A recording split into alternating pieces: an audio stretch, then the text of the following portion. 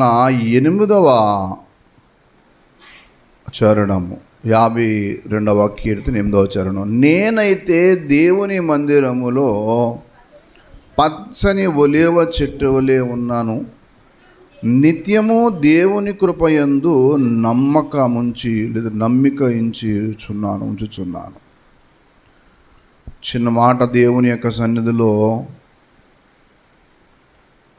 ఈ మాట పలకటంలో ఒక అర్థం ఏంటంటే, అక్కడ ఒక గర్విష్ఠుడు లేదా బలవంతుడే కానీ అతడు గర్విష్ఠుడు, బలవంతుడే కానీ మోసం చేసేవాడు, కపటమైన నాలుక గలవాడు. బలవంతుడే కానీ మేలు కంటే కీడు చేయటం, నీతి పలుకుడు కంటే అబద్ధం చెప్పటం అతనికి ఇష్టమైన వాడు. ఇట్లాగూ రకరకాలుగా ఉన్న వ్యక్తి మొదటి వ్యక్తి. దేవుడికి వ్యతిరేకమైన ఆలోచనల చేత, దేవునికి వ్యతిరేకమైన తలంపుల చేత గడుపుతున్న వ్యక్తి అతడు. ఆఖరికి దేవుడికి వ్యతిరేకంగానే జీవిస్తూ బ్రతుకుతున్నాడు తప్ప ఏమాత్రము కూడా భయం లేకుండా బ్రతుకుతున్నాడు. చివరికి అతడికి వచ్చే పనిష్మెంట్ ఏంటనంటే, దేవుడు అనగొట్టి మొత్తం మీద పెళ్ళగించి నిర్మూలన చేస్తాడట. 5వ చరణంలో అన్నాడు, ఇట్లాగున్నవాడిని ఏం చేస్తాడు చెప్పండి? దేవుడు సదాకాలం నిన్ను అనగొట్టును, నీ గుడారములో నుండి నిన్ను పెళ్ళగించును, నిన్ను నిర్మూలం చేయను. అనగొట్టి పెళ్ళగించి నిర్మూలము చేసి, ఈ రీతిగా దేవుడికి వ్యతిరేకంగా నడిచిన వ్యక్తి, దేవుడికి విరోధంగా జీవించిన వ్యక్తి పొందే నష్టాల గురించి చెప్పుకుంటూ, అతన్ని చూసి భయభక్తులు నీతిమంతులు అంటూ ఉంటారంట, ఇదిగో ఇతడే దేవుణ్ణి కాదని చెప్పి ధనాన్ని నమ్ముకొని చేటును బలపరుచుకున్నవాడు వీడని చెప్పి నవ్వుకుంటారట. అతని గురించి కలిగే అవమానం గురించి మాట్లాడుతూ ఉన్నాడు. దేవునికి వ్యతిరేకంగా తప్పు చేసిన ఏ మనిషి కూడా అణిచివేయబడటము, లేదంటే పెళ్ళగించబడటం, నిర్మూలన చేయబడటం అనేది జరుగుతుంది, ఖచ్చితంగా జరుగుతుంది. ఇతడు ఏమనుకున్నాడు అని అంటే, నన్ను ఎవడు ఏమీ చేయలేడు, నేను ఒక శూరుని అనుకున్నాడు కానీ ఎందుకు చేయలేడు అన్న మాట, ఎందుకు జరగదన్న మాట మర్చిపోయాడు. చర్యకు ప్రతిచర్య ఎప్పుడు ఉంటుంది. ఎంత గొప్పోడైనా ఎవరైనా సరే దేవుడికి వ్యతిరేకంగా లేదా ఒక నిష్కపటమైన వ్యక్తులకు వ్యతిరేకంగా జీవిస్తే మాత్రం ప్రతిచర్య అనుభవించవలసిందే. వాళ్ళని ఏం ఉండదు, తప్పనిసరిగా అది అనుభవించి తీరవలసిందే. వాళ్ళు ఎంత అధికారైనా, ఎంత గొప్పోడైనా సరే తప్పించుకోలేడు. ఈ 52వ కీర్తన ఆ సత్యమే చెప్తుంది. ఇతడు శూరుడే కానీ శూరుడు తన శౌర్యాన్ని సరిగ్గా వాడకుండా వేరే రీతిగా వాడాడు. అందుకని ఇర్మియా గ్రంథము 9:23 అంటాడు, సూర్యుడు తన శౌర్యమును బట్టి అతిశయింపకూడదు. నీకు ఎంత బలమున్నా కానీ నీ శౌర్యము నిన్నేమీ కాపాడదు, నీ అధికారం ఏమి నిన్ను కాపాడదు. ఎవరైనా సరే ఈ ప్రపంచములో దేవునికి కానీ దేవుని బిడ్డలకు కానీ వ్యతిరేకముగా నడుస్తూ ఉన్న వ్యక్తి ఎప్పుడు ఆ పనిష్మెంట్ అనుభవించి చివరికి నవ్వుల పాలైపోతారు. ఇది ఖచ్చితంగా జరిగేది. నీకు నువ్వు వ్యతిరేకంగా చేసుకున్న, నీ కుటుంబానికి వ్యతిరేకంగా ప్రవర్తించిన, ఇతరులకు వ్యతిరేకంగా జీవించిన, దేవునికి కూడా నువ్వు వ్యతిరేకంగా నడిచినా కానీ నీకు జరిగేది ఈ 5, 6, 7 వచనాల్లో జరిగే విషయమే. వాళ్ళు ఎవరైనా ఈ ప్రపంచంలో గొప్ప వ్యక్తి అవ్వచ్చు, ప్రపంచాన్నంతా ఏలే ఒక డిక్టేటర్ అవ్వచ్చు. అతడు ప్రపంచాన్ని వెళ్ళినంత మాత్రాన అతడేం తప్పించేసుకుంటాడు అనుకోవటానికి ఏమీ లేదు. ఎందుకు అనంటే, దేవుడు ఎప్పుడు కూడా చర్యకు ప్రతిచర్య చేసే ఒక విషయాన్ని మాత్రం పెట్టాడు. అది కొంచెం ఆలస్యం అయిద్దేమో కానీ జరగకుండా అయితే మాత్రం ఉండదు. ఆలస్యం అయితే అవ్వచ్చు, కానీ జరిగి తీరుతుంది. అలాగే బైబిల్లో ఎన్నో ఉదాహరణలు ఉన్నాయి. ఉదాహరణకి మీకు అనేక పర్యాయాలు గుర్తు చేసినట్లు అదోని బెజ్జిక్ అని ఒకడు ఉండేవాడు. ఈ అదోని బెజ్జిక్ అనేవాడు యుద్ధానికి వెళ్ళి యవనస్తులు రాజకుమారులు ఎవరన్నా దొరికితే వాళ్ళని పట్టుకుని కాళ్ళు చేతులు బొట్టక నీళ్ళు కోసేస్తూ ఉండేవాడు. కాళ్ళు చేతులు బొట్టక నీళ్ళు కోసేసి వాళ్ళకి కింద రొట్టెముక్కలు ఇసిరి ఆ ఏరుకు తినమనేవాడు. ఈ బొట్టక నీళ్ళు లేని కారణం చేత ఎలా తీసుకుంటారు? తీసుకుని తినేటప్పుడు వెటకారంగా నవ్వేవాడు. చివరికి ఒకానొక దినమందు ఇతడే ఒక యుద్ధంలో దొరికేశాడు.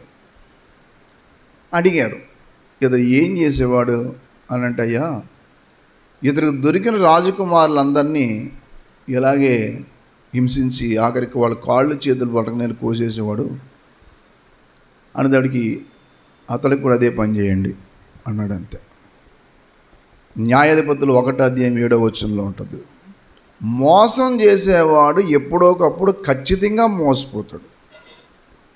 ఒక పనికి మాలిన పని చేసేవాడు ఏదో ఒక రోజున గ్యారంటీగా ఆ శిక్ష అయితే మాత్రం పొందకుండా ఉండలేడు. ఉపధ్యా గ్రంథములో ఆ మాట ఉంటుంది చూడండి.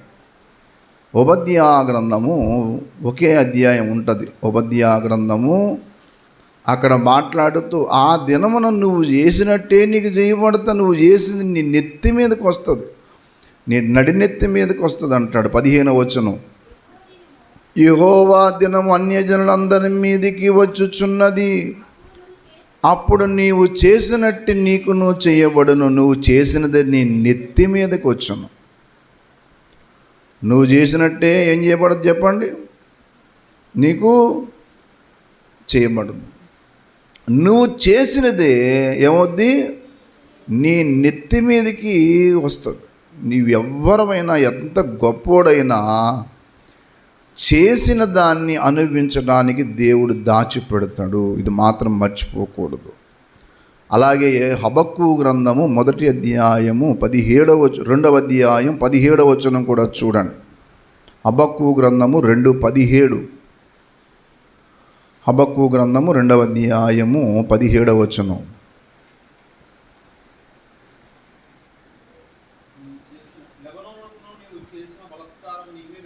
అద్దిగది నీవు చేసిన బలత్కారము నీ మీదకే వచ్చును. ఆ మాట చూడండి. నీవు చేసిన బలత్కారం ఏమవుతుంది చెప్పాలా? ఏమవుతుంది? నీ మీదకే వస్తుంది. వీళ్ళు ఏమనుకున్నారంటే నేనేం చేసిన, నా మీదకి ఏం రాదు, నన్ను ఎవడు ఏమీ చేయలేడు అని చాలామంది అనుకుంటూ ఉంటారు. అలాగే యెషయా గ్రంథము 26వ అధ్యాయము దయచేసి 20వ వచనం కూడా చూడండి. యెషయా గ్రంథము 26వ అధ్యాయము 20వ వచనం, నా జనమా ఇదిగో వారి దోషమును బట్టి భూ నివాసులను శిక్షించుటకు అద్దెగది యెహోవా తన నివాసములో నుండి వారి దోషమును బట్టి భూనివాసులు ఏం చేస్తాడు చెప్పండి? శిక్షించుటకు. అర్థమవుతుందా? అంటే వీళ్ళు ఊహించే ఊహ ఏంటనంటే, నేను ఏమి చేసినా లేకపోతే నేను ఏమి రకంగా అన్ని రకాలుగా చేసినా నన్ను ఎవరు ఏమీ చేయలేరు, లేకపోతే నన్ను ఎవరు ఏమీ చేయలేరనే ఒక విషయానికి వెళ్తూ ఉంటారు కొంతమంది. అట్లా అనుకుంటాకి ఏమి లేవు. ఏదైనా సరే దేవుడు దానికి తగిన చేస్తాడు. మీకు ఇంకొక చిత్రమైన సంగతి చెప్తాను వినండి. ఒక ఆశ్చర్యమైన విషయం చెప్తాను వినండి. ఒక విచిత్రమైన ఏమండి, ఇప్పుడు దేవుడు ఒక శాసనం రాసాడంటే అది ఖచ్చితంగా నెరవేరుతుంది. అందుకే వీడు ఏమనుకున్నాడంటే, నేను ఏం చేసినా నన్ను ఎవడు చేసేది ఏమీ లేదు అనుకున్నాడు. కానీ ఆఖరికి అతడు చేసిన కీడుని బట్టి దేవుడు వాడిని అడుగుకొడతాడు. అందుకే ఎప్పుడు కూడా సాహసించి తప్పులు చేయడానికి ఎప్పుడు వెళ్ళకూడదు. పొరపాటును కూడా నీకు అవకాశం వచ్చినా సరే తప్పు చేయడానికి మాత్రం సాహసించొద్దు. అది జీవితంలో అది ఎప్పుడోకప్పుడు నీకు ఎఫెక్ట్ ఇస్తుంది. విత్తనం వేస్తే అది నీకు మరుసటి రోజున మొక్క కనబడకపోవచ్చు, కానీ అది ఎప్పుడోకప్పుడు ఏమో చెప్పండి మొలుస్తుంది. నాకు తెలిసిన ఒక వ్యక్తి చాలామందిని మానసికంగా బాధ పెట్టాడు, మానసికంగా కృంగదీశాడు. కానీ ఒకానొక టైం వచ్చింది, చాలా సంవత్సరాల తర్వాత ఇతడు మానసికంగా కృంగిపోవటం మొదలెట్టాడు. మనం ఏమనుకుంటాం చెప్పండి? అయ్యో పాపం అనుకుంటామా? కానీ కాదు. మీరు బైబిల్ని ఎప్పుడూ కూడా సామాన్యంగా ఆలోచన చేయొద్దు. ఇది సత్యం. దేవుడు ఎప్పుడూ కూడా ఏ విషయాన్ని కూడా మర్చిపోడు, దానికి ప్రతిఫలం ఇస్తాడు. మీకు ఒకసారి చెప్పానే లేదో, విజయవాడలో ఒక హత్య జరిగింది. ఒక పెద్ద నాయకుడిని చంపేశారు, దారుణంగా చంపేశారు. చంపేస్తే జరిగిన విషయం ఏంటనంటే, కోర్టులో మొత్తం మీద మేనేజ్ చేసి జడ్జిని పట్టుకుని ఆ కేసు కొట్టుపాడేశారు. ఆయన భార్య నడి రోడ్డు మీద నిలబడి ఏం చెప్పింది తెలుసా? ఈ కోర్టులో తప్పించుకోవచ్చు, కానీ పైన కోర్టు ఉంది. పైన అంటే ఎక్కడ? దేవుని దగ్గర. దాంట్లో తప్పించుకోవటం ఎవరికి సాధ్యం కాదు. ఆవిడ ఒక మాజీ ఎమ్మెల్యే. ఆవిడ మాట్లాడుతూ ఉంది ఆ మాట, ఇక్కడి నుంచి నువ్వు తప్పించుకోవచ్చు, జడ్జిలో లేకపోతే లాయర్లో వాదించి తిమ్మిని బమ్మిని చేసి మొత్తం మీద ఏం చేయొచ్చు అంటే దాని నుంచి తప్పించుకుంటారు. కానీ చిత్రం ఏంటి తెలుసా మీకు? ఈ లోకంలో ఒక మనిషి ఎలాగన్నా మనిషిని మభ్యపెట్టి ఇతని మనుగడ కోసం, ఇతను బతకడం కోసం ఏదో సాధిందాం అనుకునే ప్రయత్నం చేసిన వ్యక్తి చివరికి పనిష్మెంట్ అయితే మాత్రం ఏదో రూపంగా వస్తుంది. వాడు ఎక్కడ దాక్కున్నా, విచిత్రం ఏంటంటే వాడు ఏ ఊర్లోకి వెళ్ళినా సరే ఆ ఊర్లో కూడా వదలదు. శాసనం ఒక్కసారి దేవుడు చెప్పాడంటే అంతే, ఆయన మాట తప్పడు. అందుకని ఎప్పుడూ కూడా సాధారణంగా మనము అనాలోచితంగా కొన్ని విషయాలు కానీ నువ్వు చేయడానికి కానీ పూనుకొని సాహసిస్తే దానివల్ల నీకు చాలా చిక్కులో పడతావు. సామెతల గ్రంథం 5వ అధ్యాయము 21వ వచనం చూడండి. సామెతల గ్రంథము 5వ అధ్యాయము 21వ వచనం. నరుని మార్గములను యెహోవా ఎరుగును, వాని నడతలన్నీ ఆయన కనిపెట్టి చూచును. దుష్టుని దోషములు వానిని చిక్కులు పెట్టును, వాడు తన పాప పాశముల చేత బంధింపబడును. శిక్ష లేక ఏ అట్టివాడు నాశనమగును. ఏమి లేక? శిక్ష లేక. శిక్ష లేకుండా ఎలా నాశనం ఏంటి ఏమో తెలియదు. దుష్టుని దోషములు వానిని చిక్కులు పెట్టుతాయి. ఎలాగోలాగ ఏదో చిక్కుల్లో పడతాడు.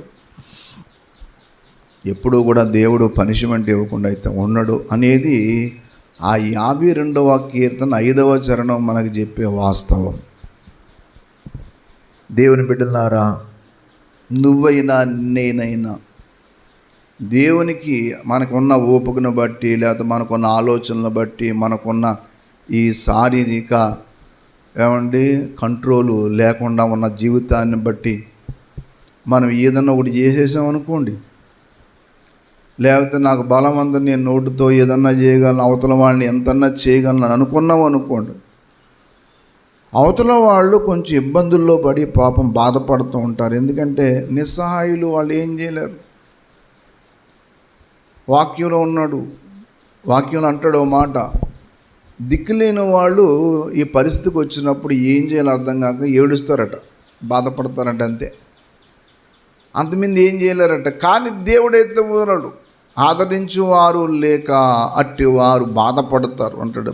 ప్రసంగి గ్రంథము 4వ అధ్యాయము దయచేసి ఒక మాట చూడండి. మొదటి మాట చదవండి.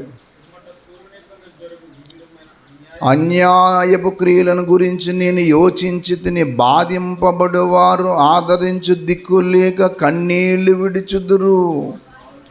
వారిని బాధ పెట్టేవారు బలవంతులు గనుక ఆదరించువాడు ఎవడును లేకపోయెను. ఏం చెప్పండి? ఆదరించువాడు లేకపోయెను.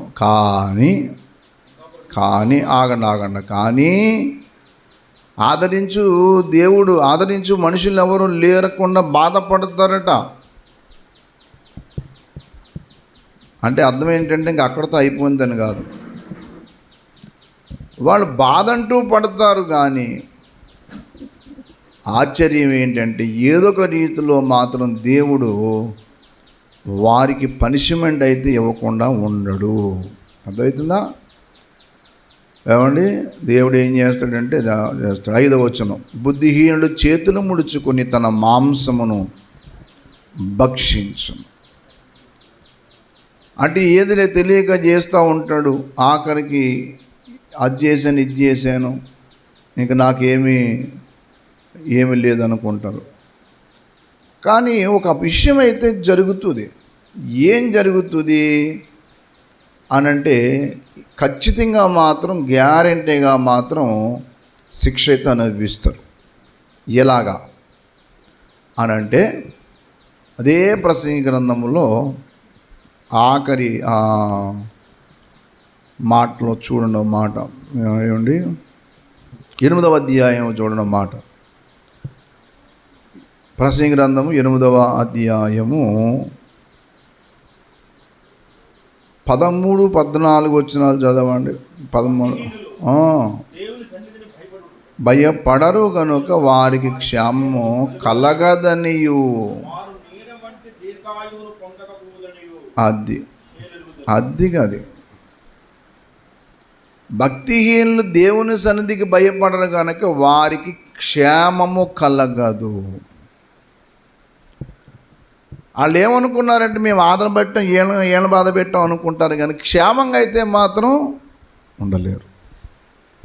క్షేమంగా ఉండటం సాధ్యం కాని విషయం. ఎప్పుడు ఏదో ఒక బాధతో ఉంటారు. అందుకే దేవుడు హెచ్చరిక చేశాడు.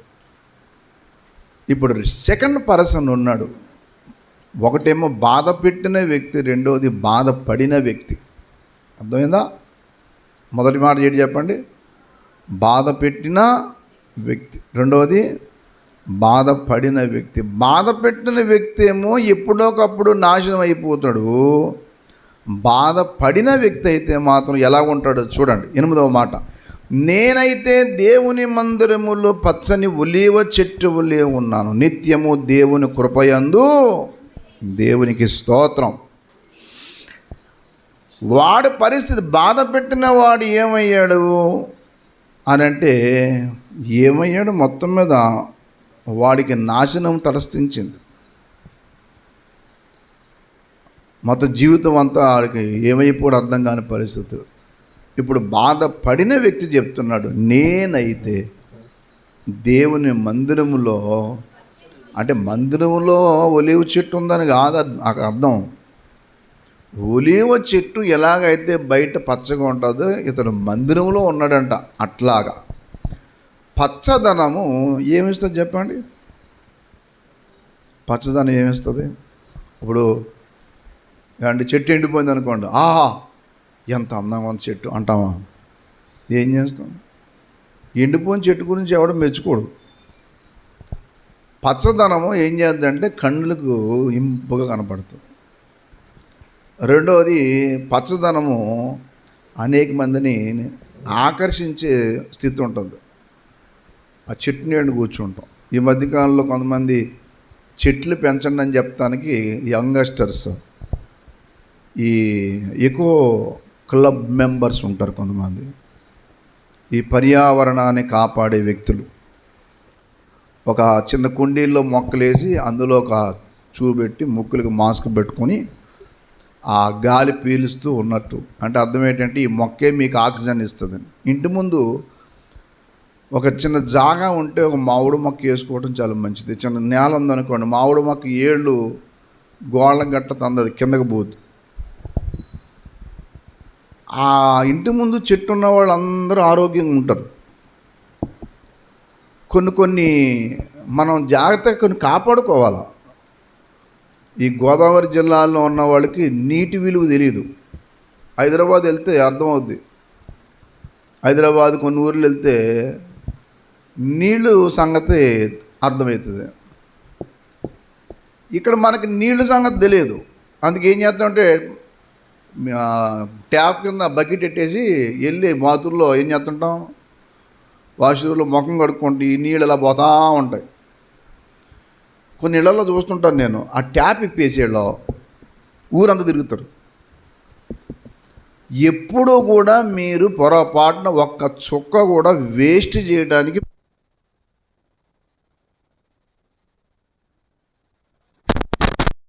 ఏం చేయకూడదు, ప్రయత్నం చేయకూడదు. ఎందుకు చేయకూడదు?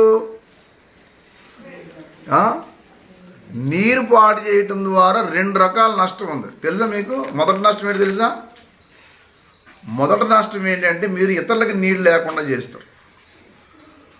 రెండవ నష్టం ఉంది. రెండవ నష్టం ఏంటనంటే, రెండవదిగా మీ వల్ల మీరే నష్టం చేసుకుంటారు. చిత్రం ఏంటంటే నీళ్లు పాడు చేసిన వాళ్ళు ఇళ్లల్లో క్షేమం ఉండదు, డబ్బులు ఉండవు. మీరు ఎప్పుడైనా సరే నీళ్లు పాడు చేసి ఇల్లు చూడండి, పొలం నీళ్లు పాడు చేస్తుంటారు. నీళ్ళు పాడు చేసినప్పుడు ఏమవుద్దంటే వాళ్ళకి డబ్బులు వాళ్ళకి సరిగ్గా ఉండవు. అందుకే పొరపాటును కూడా మనం ఏం చేయకూడదని అంటే నీళ్లు వృధా చేయడానికి ఇష్టపడకూడదు. అందుకే నీళ్లు పాడు చేసిన ప్రయత్నం ఎప్పుడైనా జరిగింది అనుకోండి, వాళ్ళ ఇళ్లలో మీరు చూడండి, మీరు ఎంత సంపాదించండి ఏమైతే తెలియదు, అది ఒక నష్టం. నష్టం తెచ్చుకుంటూ ఉంటారు ఎప్పుడు. అందుకని అలాంటి నష్టానికి మీరు వెళ్ళకూడదు.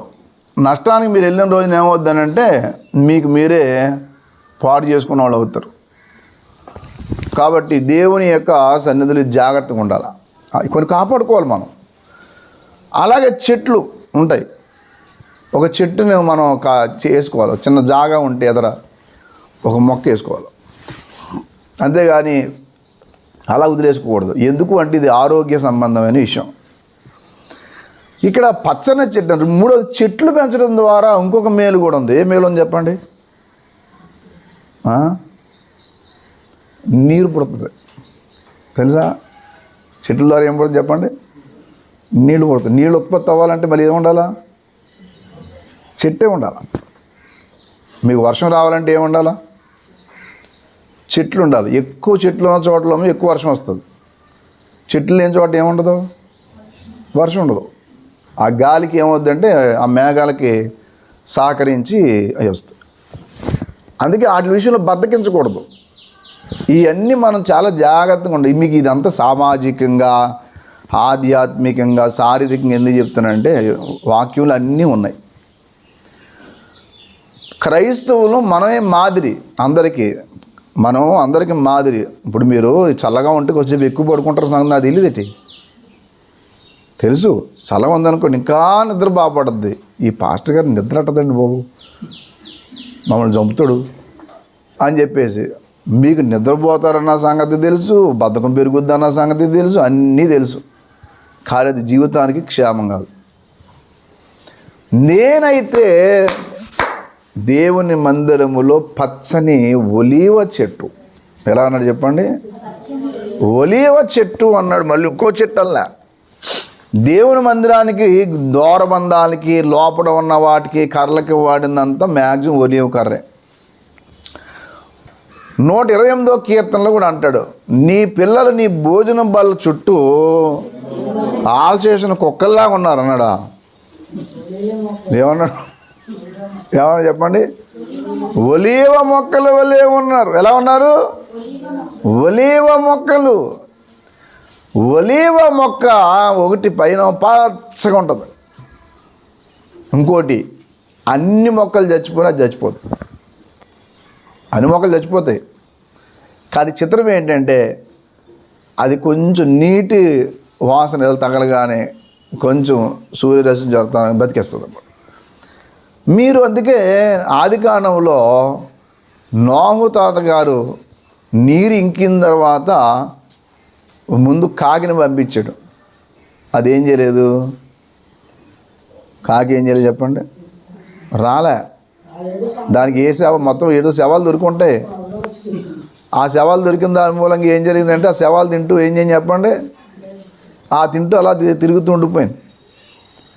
కొంతమంది కాకుళ్ళు అంటాడు. రెండోది పావురాన్ని పంపించాడు. పావురం ఏం చేసింది తెలుసా, ఒక ఒలివ కొమ్మను తుంచుకుని తెచ్చింది. పాపం ఎక్కడికి కనబడితే అక్కడ ఆగిపోయే వాళ్ళందరినీ కాకుల్లా పోల్చాడు దేవుడు. అంటే అన్ని కాకులు కాదు. తర్వాత ఎప్పుడైతే దేవుని యొక్క మాటకు లోబడి దేవునికి అనుకూలంగా జీవిస్తూ ప్రభువుకి నమ్మకంగా జీవిస్తూ ఉంటారో, ఆ పావురం ఏం చేసిందని అంటే చక్కగా ఒలివ కొమ్మ తీసుకుని వచ్చింది. అందుకని నేనైతే దేవుని మందిరంలో పచ్చని ఒలివ చెట్టు వల్ల ఉంటే, పచ్చని చెట్టుగా నువ్వు ఉండాలనుకున్నప్పుడు ఏం చేయాలంటే మొదటి కీర్తన నువ్వు గుర్తుపెట్టుకోవాలి. ఇప్పుడు దుష్టుల ఆలోచన చెప్పున నడవక, పాపుల మార్గమున నిలవక, అపహాసకులు కూర్చుండు చోటన కూర్చుండక, వాళ్ళ దగ్గర నువ్వు ఉండకు, వాళ్ళలా జీవితం జీవించకు. యెహోవా ధర్మశాస్త్రనందు ఆనందించచ్చు, దివారాత్రము ధ్యానించేవాడు ధన్యుడు. ఆనందించాలి. దేవుని సన్నిధి అంటే ఎలా ఉండాలంటే, ఐఎమ్ హ్యాపీ టు కమ్, నేను రావడానికి చాలా సంతోషం అండి అన్నది. నేను ఎందుకు వచ్చిన ఆదివారం రా నాయన, ఈ ఆదివారం లేకుండా అన్ని రోజులు బాగుంటే భలే ఉండు. దేవుని సన్నిధి అయినప్పుడు ఎప్పుడు ఎలా ఉండాలంటే సంతోషంగా ఉండాలి. దేవుని సన్నిధి అంటే ఎలా ఉండాలి చెప్పండి, ఒక సంతోషంతో నడవాలి. దేవునికి స్తోత్రం కలుగును గాక. హల్లెలూయా. ఆనందం మహానందం నా ప్రియుని ముఖము మనోహరము, ప్రియుని ముఖము మనోహరము, ఆనందం మహా నా ప్రియుని స్వరం మధురం, ముఖము మనోహరము, ప్రియుని ముఖము మనోహరము. దైవ సన్నిధి, దేవుని వాక్యం ఆనందంగా మనం చేయాలి. అందులో మొదటిది ఏంటంటే, దేవుని మందిరానికి వెళ్ళినప్పుడు సంతోషంగా వెళ్ళాలి. 122వ కీర్తన మొదటి మాట ప్రకారం నువ్వు ఒక ఒలివ మొక్కల వలె పచ్చగా ఉండాలనుకున్నప్పుడు ఎలా ఉండాలి తెలుసా? 122:1 చూడండి.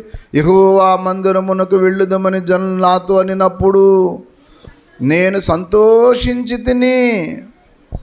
ఎంత మంచి మాట. యెహోవా మందిరానికి వెళ్దామని జనులు అంటే అర్థం ఏంటంటే, వెళ్ళాలి. వెళ్ళేటప్పుడు కొంతమందికి ఏం చేయాలి, మనం చెప్పాలా, రేపు మందిరానికి వస్తారయ్యా.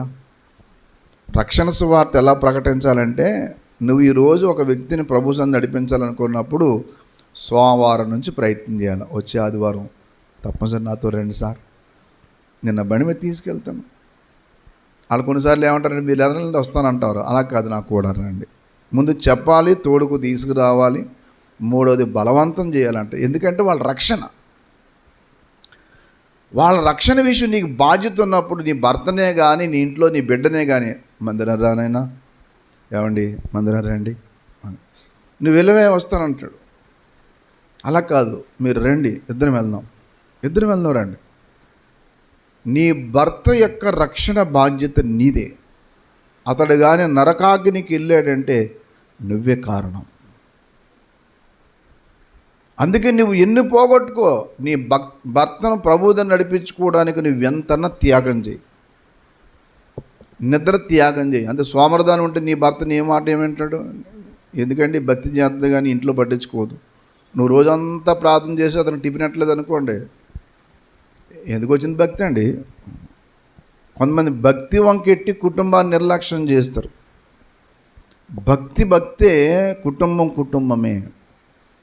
ఒక వ్యక్తిని రక్షణ నడిపించాలనుకున్నప్పుడు కొన్ని త్యాగాలు నువ్వు చేయాలా, నీకు ఆ బాధ్యత ఉంటే. లేదంటే రేపు పొద్దున్న వాళ్ళని బట్టే దేవుడిని లెక్క అడుగుతాడు. ఏమా నీ కొడుకుని ఎందుకు నువ్వు పట్టించుకోలేదు, నీ భర్తను ఎందుకు పట్టించుకోలేదు? నీ భార్యని నడిపించాలనుకున్నప్పుడు నువ్వేం చేయాలంటే, ఆమెకి నువ్వేం చేయాలి, సువార్త అందేలాగా నువ్వు ప్రవర్తించాలి. సువార్త అందించటం 3 రకాలు. ఒకటి నీ ప్రవర్తన, రెండవది నీ మాట, మూడవది నీ క్రియలు. సువార్తను నువ్వు ఇతరులకు అందించాలనుకున్నప్పుడు నీ ప్రవర్తన విధానము సరిగ్గా ఉండాలి. నీ ఇంట్లో వాళ్ళకన్నా సరే. మత్తయి సువార్తలో చెప్పింది అదే. మత్తయి సువార్త 5వ అధ్యాయం 14వ వచనంలో మీరు లోకమునకు వెలుగై ఉన్నారు అన్నాడు మాట చూడండి. లోకమునకు వెలుగై ఉన్నారు, మరుగై ఉండనేరదు. మనుషులు దీపం వెలిగించి కొంచెము కింద పెట్టరు, ఇంట. ముందు దీపాన్ని ఎక్కడ పెట్టాలి చెప్పండి? ఇంట ఉన్న వారందరికీ ఏమవ్వాలి? వెలుగు. ఎందుకు నువ్వు నమ్మావు కానీ ఇంట్లో ఉన్న వాళ్ళకి చీకటి నువ్వు. మా ఊడి సంగతి తెలిసండి అయ్యగారు మీకు అంటే. ఏంటమ్మా అంటే, మీ దగ్గర ఎంత వినయంగా నటిస్తాడండి, వాడంత కోపిష్టుడు ఎవడున్నాడు అని చెప్పేలాగా నీవు ఉండకూడదు. మా అమ్మాయి చక్కటి పాటలు పాడొద్దండి, మీకు అదే తెలుసు. మరి ఇంట్లో దాని సంగతి మీకు తెలియదు. అది కోరుకున్నవన్నీ జరగాల. నా భార్య భలే వాక్యం చదువుతుందండి, మీ భార్య బాగా చదువుతున్నా, అదే మీకు తెలుసు. మరి ఇంట్లో సంగతి మీకు తెలియదు అన్నట్టు నువ్వు ఉండకూడదు. ఎప్పుడు నీ క్రియలను బట్టి దేవుణ్ణి ఎరగమన్నట్టు ఉండకూడదు. తీతు పత్రిక 1:16 చెప్పాడు, వారు దేవుని ఎరుగుదమని చెప్పుకుందురు కానీ అసహ్యులను అవిధేయులను ప్రతి సత్కార్య విషయంలో భ్రష్టులై ఉండి తమ క్రియల వలన ఆయనను ఎరగమన్నట్టున్నారు కదా. ఆ మాట అన్నాడు చూడండి. తీతు పత్రిక 1:16, దేవుని ఎరుగుదమని వారు చెప్పుకుందురు కానీ అసహ్యులు అవిధేయులు మంచి కార్యం చేసే విషయంలో భ్రష్టులు తమ క్రియల వలన ఆయనను ఎరగమన్నట్టున్నారు. నేను అడుగుతున్నా నిన్ను ఒక మాట, నీ క్రియలు ఏ రీతిగా ఉన్నాయి?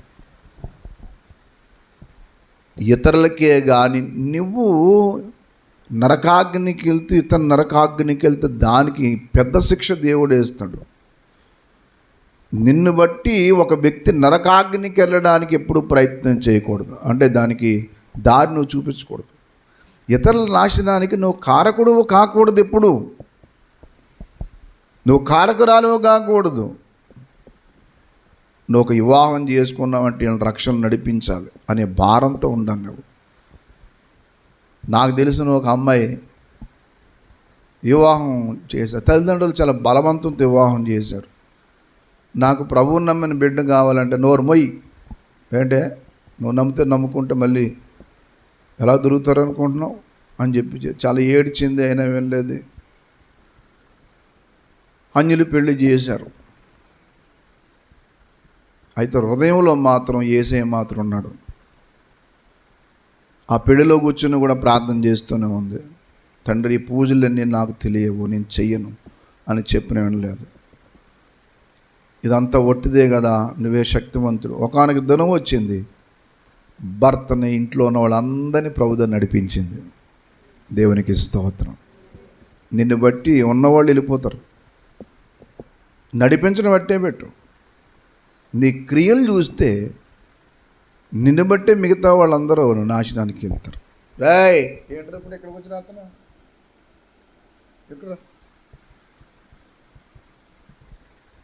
ఇక్కడ రా, ఇక్కడ కూర్చో, ఇలా వచ్చి నా ఎదురుకుంటూ రావాలి. నువ్వు ఎక్కడ కనపడాలి నాకు.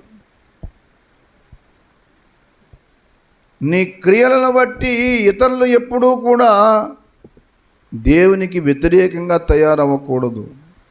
అందుకని సువార్త ప్రకటన చేసే విధానము, నీ మాట అందులోని మాదిరి అన్నాడు. నీ క్రియలు దాని ప్రవర్తన అంటాడు. నీ మాటల్లోనూ నీ ప్రవర్తనలోనూ నీ క్రియల్లోనూ దేవుడు స్పష్టంగా కనబడినప్పుడు ఆటోమేటిక్గా వాళ్ళు మారుతారు. మొదటి పేతురు పత్రిక 3వ అధ్యాయం మొదటి మాటలో చెప్పాడు చూడండి. పేతురు పత్రిక 3వ అధ్యాయం మొదటి మాట, అటువలే స్త్రీలారా మీ పురుషుల మీద తిరగబడండి. ఉందా? ఏముంది?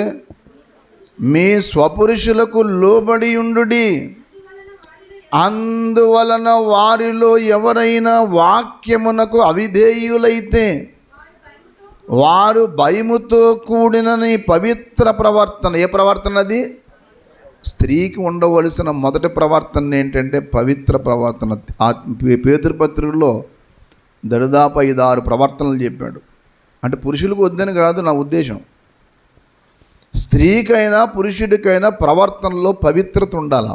అపరిశుద్ధమైన జీవితాన్ని జీవించద్దు. పురుషుడు ఏదన్నా సహిస్తాడు కానీ వేరే పురుషుడితో సహవాసాన్ని ఏ భర్త సహించడు. ఎంత తాగుబోతుడైనా సరే స్త్రీకి ఆ మచ్చ ఎందుకో భర్త సహించడు. నువ్వు ఏది చేసినా అతడు క్షమిస్తాడు, కానీ ఆ మచ్చ జీవితకాలం అంతా మనసులో ఉంటుంది. చాలామంది ఏమనుకుంటారంటే, నేను వాళ్ళు చెప్పారు నాకు, నేనే ఆశ్చర్యపోయాను. బాబాయ్ ఇదేంటండి బాబు అలా ఉంటారా అన్న. ఒకళ్ళని చూసి ఒకళ్ళు తయారవుతారు సార్ కొన్ని ప్రాంతాల్లో. అంటే అదేంటది అంటే అలా చేయటం లేదా, మనం చేస్తే తప్పేంటన్నట్టు అనుకుంటారట. దానికి తగ్గ పనిష్మెంట్ మరి అనుభవిస్తారు కదంటే అనుభవిస్తారు సార్. అలా చాలా చచ్చిపోయారు కూడా, అయినా కానీ అలాగే జీవిస్తారండి కొన్ని చోట్ల. అంటుంటే నేను అంటే వాళ్ళకి బైబిల్ దేవుని వాక్యం అక్కడేం చర్చలు గట్ట ఉండవండి. ఎవరైనా సువార్తకి వెళ్తే బాగుండు అంటే వెళ్తే బాగుండు. నేను అప్పుడప్పుడు కొన్ని చోట్ల ఆగి సువార్త చెప్పాలనిపిస్తుంది. మళ్ళీ అక్కడ ఆగితే నన్ను అనుమని ఎత్తారని చెప్పి ఆగనంతే. చెప్తాను, నేను వాళ్ళకు కూడా చెప్తాను కొన్నిసార్లు సువార్త. ఎందుకంటే వాళ్ళ ఆత్మ అంత విలువైంది. నీకు తెలుసా, ఒక ఆత్మ విలువ 2000 పందులకి విలువ అంత విలువ కట్టాడు దేవుడు. 2000 పందులు నాశనైపోవటానికి ఒప్పుకున్నాడు, కానీ ఒక వ్యక్తి నాశనైపోవటానికి ఒప్పుకోలేదు.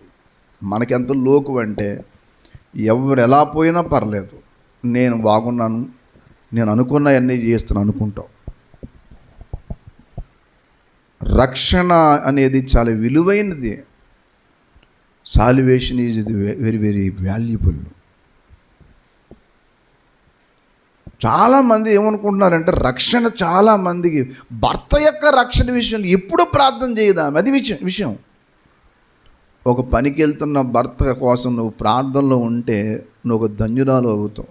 నీకు తెలుసా, స్త్రీకి మీరు అడగండి చాలామందిని, పురుషుడు లేని జీవితాలు ఎలా గడిపారమ్మా మీరు అంటే దేవుని బట్టి గడిపారు. కొంతమంది దేవుడి మీద ఆధారపడి జీవించారు, కానీ లేకపోతే లోకంలో ఎంత బాధపడతా నాకు తెలుసు. అది నాకు తెలుసు.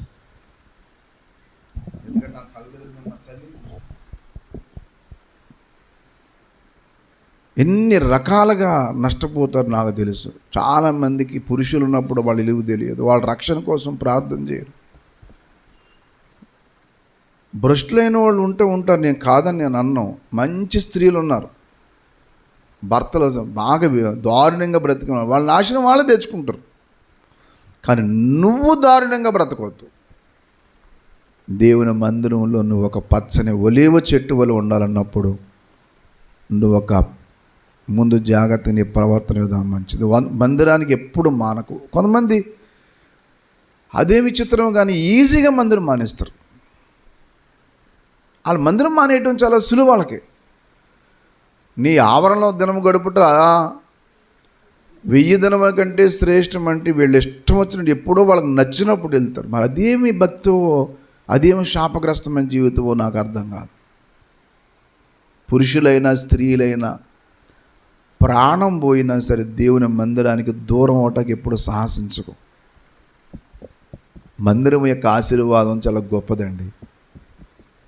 ఏ రోజున కూడా దేవుని యొక్క సన్నిధిని మానడానికి ప్రయత్నం చేయకు. ప్రాణం పోయే పరిస్థితులు మంచం మీద ఉంటే తప్ప. ఓ ముసలావిడ చెప్తుంది, చదువు లేదు, ఆవిడ కూలి పని చేసుకుంటుందట. నేను ఇప్పుడు నమ్ముకుని 25 సంవత్సరాలు అయిపోయింది బాబు. 25 సంవత్సరాల్లో ఒక్క ఆదివారం కూడా మానలేదు. 25 సంవత్సరాల్లో ఎప్పుడు నన్ను బంధువులు రమ్మంటారు, చాలా చోట్ల ఎన్నో ఇబ్బందులు పెట్టారు. ఆదివారం కూలి పనికి కూడా వెళ్ళను, వారంతా కష్టపడతాను. 25 సంవత్సరాలు ఏనాడు దేవుని మందిరం మానలే. ఎందుకు తెలుసా? నువ్వు ఒక పచ్చని ఒలివ చెట్టు వలె ఉండాలంటే దేవుడి మందిరములో ఉండాలి. నీ పిల్లలు మందిరంలో ఉండాలి. కొంతమంది అమ్మా నాన్న దగ్గరికి వెళ్ళామని, బంధువుల దగ్గరికి వెళ్ళామని ఆదివారం ప్రయాణం పెట్టుకుంటారు. ఏంటో నాకు అర్థం కాదు. నువ్వు కానుక వేయడానికి దేవుడి మందిరానికి వెళ్ళొద్దు, ఆరాధన చేసుకోవటానికి వెళ్ళు. చాలామంది కానుకలు వేయటానికి వెళ్తారు. అదేమి అలవాట్లో నాకు అర్థం కాదు. కానుక వేయాలి, ఎందుకు వెళ్ళాలనే మైండ్లో ఇప్పుడు అది పెట్టుకోకండి. ఈరోజు నాకు ఆరాధన దినం, నేను నా ప్రభువుని ఆరాధించాలా అనే దానికి వెళ్ళి నువ్వు దేవుని యందు ఆనందించడం ద్వారా, ఆరాధించడం ద్వారా బలం పొందుతావు. నేనైతే దేవుడి మందిరంలో పచ్చని ఒలీవ మొక్క. నువ్వు 100% జీవితకాలం అంతా నువ్వు ఈ సిస్టమ్ పెట్టుకో. నీ దగ్గర డబ్బులు లేవు, కానుక ఎవరు ఏమన్నారు, వెయ్యకపోతే దేవుడు ఏమి నువ్వు ఎందుకు వేయలేదు అని అడగడు. మన పరిస్థితి దేవుడు తెలుసు. మన స్థితి దేవుడికి తెలుసు. అందుకే మనం పట్టే విధానం పెట్టుకోం.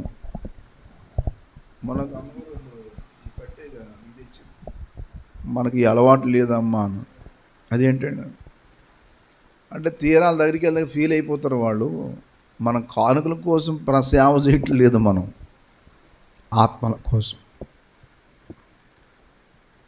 ఇక్కడున్న కుర్రోళ్ళ గురించి రోజు నాకు మానని వేదన. రోజు ప్రార్థన చేస్తూ ఉంటాను. ఒక యవనస్తుడు మారి స్థిరపడితే అతడు కుటుంబానికి, సమాజానికి, అనేక మందికి ఉపయోగపడతాడు. నాకు మీకు ఉపయోగపడటం కాదు, సమాజానికి ఒక దీపం అయిపోతాడు. అందుకే దేవుడి మందిరంలో పచ్చని ఒలివ చెట్టు వలన ముందు మందిరంలోకి వెళ్ళు. సోమర్తనం పెట్టుకోకు. రెండవదిగా వాక్యమునందు ఆనందించు, అప్పుడు నువ్వు పచ్చగా ఉంటావు. యెహోవా ధర్మశాస్త్రనందు ఆనందించుచు దివారాత్రము దాన్ని ధ్యానించువాడు ధన్యుడు, అతడు నీటి కాలవల యోరన నాటబడినదై ఆకువాడక తన కాళ్ళ మందు. ఆకువాడకంటే పచ్చదనం అని. పచ్చదనం. యెషయా గ్రంథంలో ఇంకో మాట చెప్పాడు, చూడండి దయచేసి. అక్కడ ఇంకో మాట అద్భుతంగా రాస్తూ అంటాడు, నీవు నీరుగట్టిన తోట వలెను అన్నాడు. 58వ అధ్యాయం 11వ వచనం. యెషయా గ్రంథం 58:11. యెహోవా నిత్యము నిన్ను నడిపించు, యెహోవా నిన్ను నిత్యము నడిపించును. కరువు కాలం, క్షామకాలం అంటే కష్టకాలం, కరువు కాలం ఆయన నిన్ను తృప్తిపరచుని, ఎముకలను బలపరచును. నీవు నీరుగట్టిన తోట వలెను, ఎప్పుడు ఉబుకుచుండు నీటి ఓట వలెను ఉండేదవు. దేవునికి స్తోత్రం కలుగునుగాక. నువ్వు ఎలాగుంటావు? నిత్యము ఉబుకుచుండు నీరు గట్టిన తోట. ఆయన అట్లా కొట్టి చెట్లు ఎత్తిపోతాయి వచ్చిన బాధలు. నిత్యము నువ్వు ఉబుకుచుండు జలంలా ఉండాలన్నా. ఎలా ఎప్పుడు ఉంటావు? దేవుని సందులో. దేవుడు నీకు ఎప్పుడు ఎలా ఉంటాడో తెలుసా? నువ్వు ప్రభువుతో ఉంటే చెట్టుకు మంచున్నట్టు దేవుడు మనకు ఉంటాడట. అది ఆశ్చర్యం. వర్షం లేకుండా చెట్లు బ్రతుకుతాయి. ఎలా బ్రతుకుతానో చెప్పండి. దేవుడు వర్షం లేనప్పుడు దేవుడు ఏర్పాటు ఏం చేశాడు తెలుసా మీకు? మంచు ఏర్పాటు చేశాడు. హోషేయ గ్రంథం 14వ అధ్యాయం 5వ మాట చూడండి. హోషేయ గ్రంథము 14వ అధ్యాయము 5వ మాట.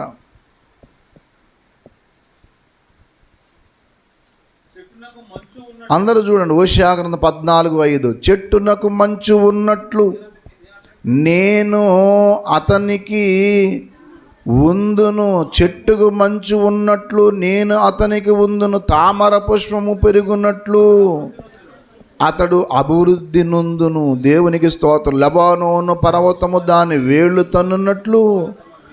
అంటే 3 రకాల మేలు పొందుతారు.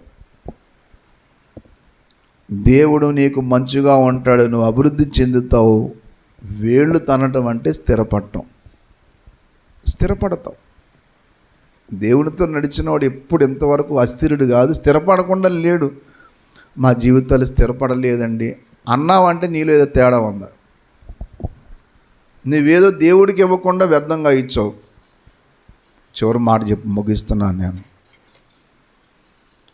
దేవుడికి వ్యతిరేకంగా నడిచిన వ్యక్తి ఏమో ఎలా నాశనమయ్యాడో 5వ మాటలో చెప్తే, దేవునికి అనుకూలంగా నడిచిన వ్యక్తి ఎలాగ అభివృద్ధి చెందుతున్నాడో చెప్పండి. నువ్వు ఎలా ఉండాలనుకుంటున్నావు చెప్పు. దేవునికి వ్యతిరేకంగా నడిచి నాశనం తెచ్చుకుందాం అనుకుంటున్నావా, లేకపోతే దేవునికి నమ్మకంగా ఉండి దేవుని మందిరంలో పచ్చని ఒలివ చెట్లు ఉంటావా? ఇంకో చిత్రం తెలుసా మీకు? వీళ్ళు అప్పటికప్పుడు ఉండటం కాదట, జీవితకాలం అంతా అలా ఉంటారు. ఎందుకుంటారో తెలుసా మీకు? పచ్చగా ఉండడానికి 3వ కారణం కూడా ఉంది. దేవుని దగ్గర రావటము, దేవుని వాక్యం చదవటం, 3వది దేవుని కార్యాలు వివరించడానికి కూడా అలా ఉంటారు. 92వ కీర్తన 12వ మాట దగ్గర నుంచి చూడండి. నీతిమంతులు, దయచేసి 92:12, ఖర్జూర వృక్షములే మొవ్వు వేయుదురు, లెబనోను మీద దేవదారు వృక్షములే వారు ఎదుగుదురు, నాటబడిన వారై ఆవరణములో లోపల నాటబడి ఎక్కడ వర్ధిల్లుతారు? ఆవరణములు అంటే ఏంటి తెలుసా? నీ గురించి బయట సాక్ష్యం వినబడుతుంది. నువ్వు దేవునితో నడిచినప్పుడు ఎక్కడికి వెళ్ళినా నేను ఏమడుగు తెలుసా? ఆ కాకాకు వచ్చో పాట పాడు, చిన్న వాక్యం చెప్పు. ఒక చోట దేవుని సన్నిధికి అని చెప్పి వాక్యం నిన్ను ఏం చేద్దంటే, నువ్వు ఎంత పేద వ్యక్తివైనా దేవుడు నిన్ను ఒక చెట్టు వలె చేస్తాడు. నువ్వు ఎలా ఉండాలనుకుంటున్నావు? నువ్వు ఏ రీతిగా జీవించాలనుకుంటున్నావు చెప్పు. కాబట్టి ఈ విషయం గుర్తుపెట్టుకో. మీరు 92వ కీర్తన జాగ్రత్తగా చదివితే చెడు పనులు చేసేవారు, చెడుతనం విడిచిపెట్టిన వారి సంగతి ఉంటుంది అక్కడ. మీరు 52వ కీర్తన 92వ కీర్తనకి ప్యారలల్గా చదవండి. 52వ కీర్తనలో చెడు పని చేసిన వాడు ఏమవుతాడో 92వ కీర్తనలో కూడా ఏమవుతాడు ఉంటుంది. 52వ కీర్తనలో నీతిమంతుడు ఎలా ఉంటాడో 92వ కీర్తనలో నీతిమంతుడు ఎలా ఉంటాడో రాయబడింది. అది చిత్రం. ఈ ప్యారలల్గా దేవుడు అది మీరు రాసి పెట్టాడు. మీరు ఆ 92వ కీర్తనలోనే చూడండి, 9వ మాట చూడండి. నీ శత్రువులు యెహోవా, నీ శత్రువులు నశించెదరు, చెడు పనులు చేయవారందరూ చెదరిపోవుదురు. ఏమవుతారమ్మా? చెడు పనులు చేసేవాళ్ళు అందరూ బాగుంటారా? పనిచేయరు. కానీ నీతిమంతులు ఎలాగుంటారు? మొవ్వు వేయుదురు. నీతిమంతులు ఖర్జూర వృక్షం వలె మొవ్వు వేస్తారు. 13, వారు దేవుని మందిరంలో నాటబడిన వారై ఆవరణములో వర్ధిల్లుతారు. దేవునికి స్తోత్రం కలుగునుగాక. నువ్వు అలాంటి జీవితంలోకి వెళ్ళాలనుకున్నప్పుడు ఒక దుష్టుడి వలె ప్రవర్తించకు. దేవుని కార్యాలు వివరించడానికి అంతకంతకు చిగురు పెట్టు. అది లేదా దేవుని దగ్గర ఇప్పుడే ఒక క్షమాపణ అడుగు. ఆయన ఎన్నో సంవత్సరం చూస్తున్నాను కానీ నాకు ఈ అనుభవం లేదని చెప్పు. అటువంటి మనమందరం చిగురు పెట్టి దేవుని మందిరంలో పచ్చని ఒలివ చెట్టు వలె ఉండే కృప పరిశుద్ధాత్మ దేవుడు మనందరికీ దయచేయనుగాక. మోకరించండి, ప్రార్థన చేద్దాం. దేవా, నీ సన్నిధిలో ఒక దుష్టుడు ఇట్లా